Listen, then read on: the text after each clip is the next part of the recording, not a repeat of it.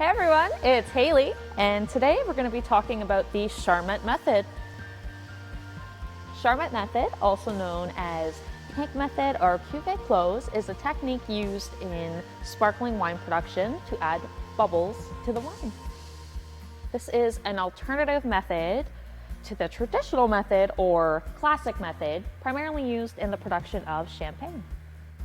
And here's a fun fact. Did you know that to be considered champagne, the sparkling wine actually has to be from Champagne, France?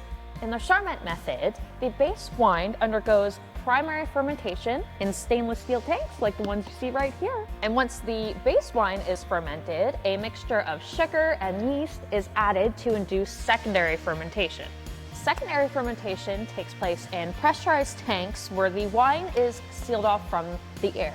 And as the fermentation progresses, carbon dioxide actually gets trapped in the wine, creating the bubbles.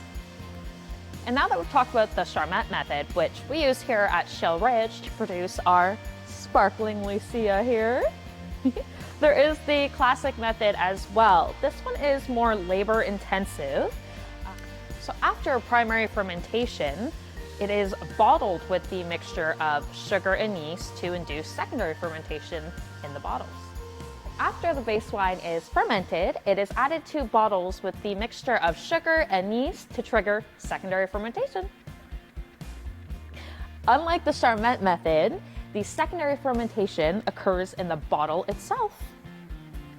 The secondary fermentation and aging process in the bottle typically takes a few months to a couple of years even to process, whereas in the Charmat method, this process can be broken down into just a few weeks. The bottles are then aged on their lees or dead yeast cells for an extended period, allowing the wine to develop complex flavors and aromas. Thank you for joining me today to learn a little bit more about the Charmat method. I hope you learned something, and we'll see you next time.